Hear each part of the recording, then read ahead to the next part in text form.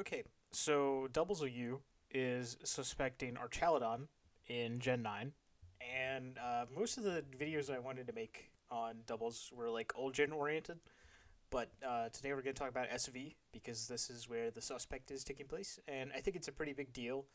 Archaludon is this is a repeat suspect. Actually, I believe like around April or so last year, we suspected Archaludon, and the result was pretty overwhelmingly do not ban, if I'm recalling that correctly. Now we've decided to suspect it again, mostly because our Archaludon teams have gotten like pretty optimized. If we look here in my builder, this is like an old sample team. I don't know if it's still a sample team. I believe this is built by Bagel, and it's from like late 2023, early 2024. And it's got a few elements that I think are worth looking at. Like it's got the specially defensive Archaludon, doing electroshock things. It's got the Damp Rock Pelipper to have rain for a long time. It's got Wellspring Ogrepon. Like these are things that we're gonna see carry over, but it's missing something pretty big, I'd say. And if we look at sort of all of the teams that I have now, you'll notice a lot of them have Sinistra. Um, some Among Us, but like Sinistra is the thing I want to drive home here. I think Archaludon has just gotten like really optimized because people will take teams like this. I believe this is like I don't think it's this one actually. I think there's a different one that I had turned into a sample team. I think it's there's let me look. The WZU forum. We will go to the sample teams. I've had so many variants of this that I think the one that got made into a sample is wiped from my builder. But yeah, this is sort of like the structure that I think makes Archaludon teams like really really good. And you can't talk about an Archaludon team without talking about Archaludon itself. And so that's why it's sort of the main topic of discussion here for the suspect test. So if you're unfamiliar, I'm just gonna pull up a replay really quick. I have two replays that we're just gonna kind of glance through. Um, Not this one first. We're gonna look at this game I had versus Madara. You can see Madara's got like a very common like Chinpao Dragonite like Tailwind sort of offense team, and I've got Archaludon. And so we start off the game. I do Mew and Landorus. Archaludon is able to come in on Ogrepon, which can barely threaten it, and Glamora, which at worst has non-stat Earth power to threaten it, which I believe it does click into my Archaludon. But anyway, you see I get Pelipper in on turn 2 with the rain up. Yeah, actually, okay, Earth powers into the other slot. Archaludon gets the Electroshot off, starts the engine going, and you can see, like, if we skip ahead, it's +2 special attack, +1 defense. I get encored into Electroshot, and it, like, doesn't matter, because I just click Electroshot into the slot that's not Archaludon. Sinistcha comes in healing with Hospitality and Life Dew. The Electroshots keep coming out, Trick Room is up, so this, like, fast-paced offense just gets, like, completely ran through by bulky Archaludon and Trick Room. And that's like that's what it does. Yeah, I use Terra Bug here. That's another thing that we can talk about. Like Archaludon uses a lot of different Terras for a lot of situations. Like you can use Grass, you can use Fairy, Bug, uh, Water. I've seen a couple times. Ghost, if you really want to like screw over like Iron Hands or something. Um, but yeah, like Archaludon doesn't die until the game is basically over, and it was pretty much supported the entire time by Sinistra, Pelipper, and like I think Mew clicked Ice Beam on turn 1, and that was it. And so that's kind of just like a brief example of how Archaludon functions. And for the longest time, I wasn't sure if I really thought that this was like broken.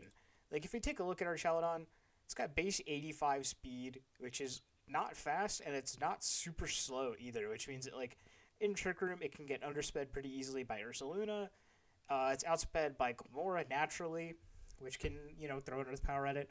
It is 1 point faster than Golden Go naturally, but Golden Go is much more likely to be faster than it in terms of like the EV spreads that you'll actually see in high level play. So it deals with that most primarily. It's outsped even by naturally like modest Landorus, I believe, will outspeed even like max speed Timid Archaludon. And so like speed is a big deal because as a setup sweeper, really you want to be moving first all the time. When we look at previous bans that we had in the tier, like Deoxys Attack and Fluttermane, these are Pokemon that were moving first, they were hitting hard, and they were hitting fast. But the thing about Archaludon is, one, you can hit it, but it's not really going to go anywhere. With all this great natural bulk and Assault Vest, and the support of like Sinistcha and Iron Hands, some of these teams will run Incineroar. I personally prefer Iron Hands on my teams, but like I've seen Incineroar, you know? Like, it's able to, yes, like Archaludon is going to take hits, but most of the time it's able to kind of shrug them off and heal back up, thanks to, and like largely in part to Sinistcha support, but also just like the natural bulk and being able to be supported. And sort of the way that these teams function, and something that didn't get brought up a ton in this replay, was that if you have something like Scarflandrus that, like, in rain, Scarflandrus, this is Terra Poison, but you can see, like, my sample team variant is Terra Ground. Like, that, like, Terra Ground Sandseer Storms off Choice Scarflandrus in rain can be really devastating. And so you might think, well, oh, I'd like to counter that by using Tailwind, or throwing out my own Choice Scarf Pokemon, or whatever have you. But if you go with the Tailwind route, and you try to play the fast game, well, then Sinistcha is on, like, the vast majority of these competitive teams. It's going to click Trick Room, and then the Archaludon is going to come in Trick Room, fire off Electro Shots on whatever it wants, gets boosted, steamrolls the whole game. The other thing that I think is worth talking about is just that, like, this type of structure just has coverage on whatever you want. Like, Archaludon itself, among these 4 moves, hits so many types, are super effective. Sometimes it'll run Snarl over, like, Flash Cannon. Very rarely it'll be over the Dragon move. I really don't recommend that. Sometimes over Flash Cannon, I get it. And then, like, in tandem with, like, Pelipper, with Weather Ball and Hurricane, you're covering basically anything. Like, you could have a bulky Terra Grass, like Terra into Archaludon, maybe on Iron Hands or something like that. But then Hurricane comes out, right? And it's like, what do you do? Like, the combination of Weather Ball, Hurricane, and these 4 attacks hits so many types for super effective. Like, I was seeing some people talk about, like, Skeledirge for, like, Unaware. But I'm really confused because, like, what Skeledirge set are you guys running to not take, like, over 65% from a double up from these 2 attacks, you know? It's just crazy. And one of the things I think distinguishes Arch from, like, other setup sleepers is just the fact that, like, it's not, like, compare Arch to, like, Nasty Plot Golden Go, right? Arch clicks Electro Shot and boosts, so it's doing damage while it's boosting, which means it's making progress and further snowballing its ability to take over the game. Golden Go can click Nasty Plot, and sure, it gets more boosts on the first turn, but it doesn't really make progress until it actually clicks the move. And Golden Go's also in that middling speed tier, which means you never know if it's actually going to get a big payoff from, like, a Nasty Plot that gets to set up. Archaludon just clicks the button and does really respectable damage, even off not that much special attack investment. And once you get to, like, +2 special attack, like, Draco Meteors are calling everything short of AV Iron Hands. I just think that, like, this is too good. And I think it's really restrictive on what you can actually run in the tier. I think that, like, it really incentivizes people to run Landorus a lot of the time because it's, like, the strongest, like, special ground type thing that you can throw at it. But I think Landorus is actually kind of on a downswing in terms of, like, general viability in the tier. Like, it doesn't like fighting Tornadus, it doesn't like fighting Chimpow, it doesn't like fighting Ogerpon Wellspring.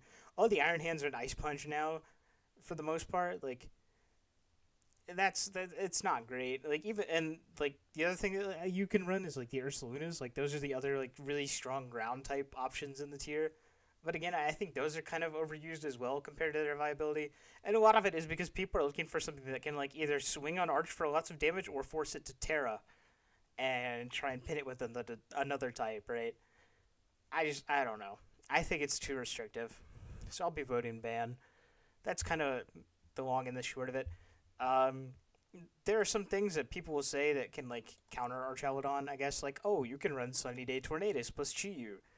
But I don't really like that because, like, I don't know. I feel like there are plenty of archetypes that something like that struggles into. Like, take a Sunny Day Tornadus and Chi-Yu team and throw it into, like, Raging Bolt. Like this is a team that I had a lot of success with on ladder. I think I went like 29-1 in the last suspect test with it.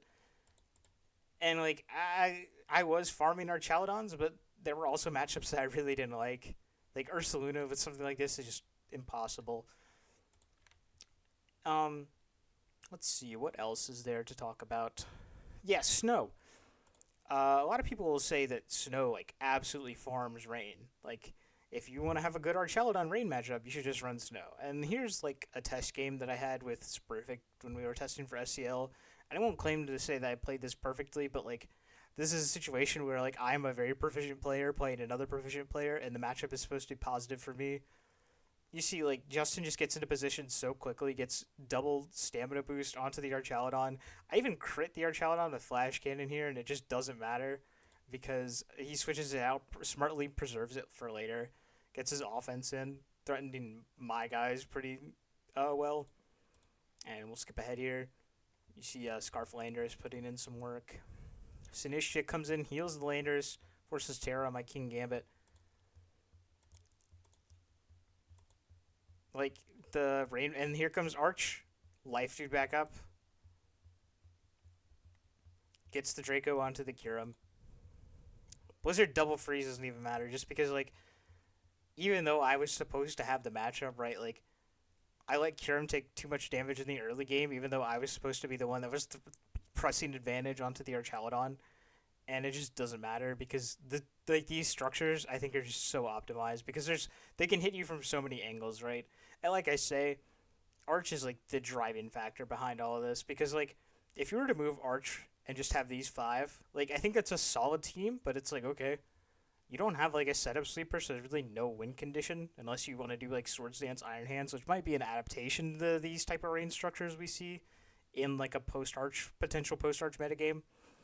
But all in all, I just think that like right now the team is too good. It's really uninteractive is the main thing that I want to handle or drive home because like Arch just sits there and it boosts on its own, and I feel like there's more like the Arch player has way more tricks up their sleeve. You can easily build in double redirection with the Sinistcha. You can have a fake out pivot, Iron Hands, Incineroar. Hell, even Rillaboom sometimes. Although I don't like stacking that many grasses, but like some people don't run the Ogre Pond here, so it's fine. Scarf Landorus, and then again Pelipper just like working with that water and flying like offensive synergy so well plus Archaludon. I just think it's a bit too overwhelming for the tier at this point, and I really do think that like it's too restrictive. Just defensively, it matches up too well into so many of the top Pokemon, and I think that having it banned will lead to like a more flexible and enjoyable metagame where like people aren't checking over their shoulder to make sure that they have matchups into like this thing that can just steamroll them, even if they do have a positive matchup.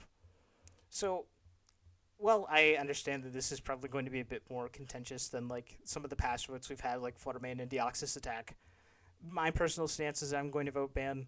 I understand people voting ban, do not ban. I get the arguments from either side, but that's how I feel about it, and I thought I'd rant about that pretty quickly. So yeah, see y'all next time.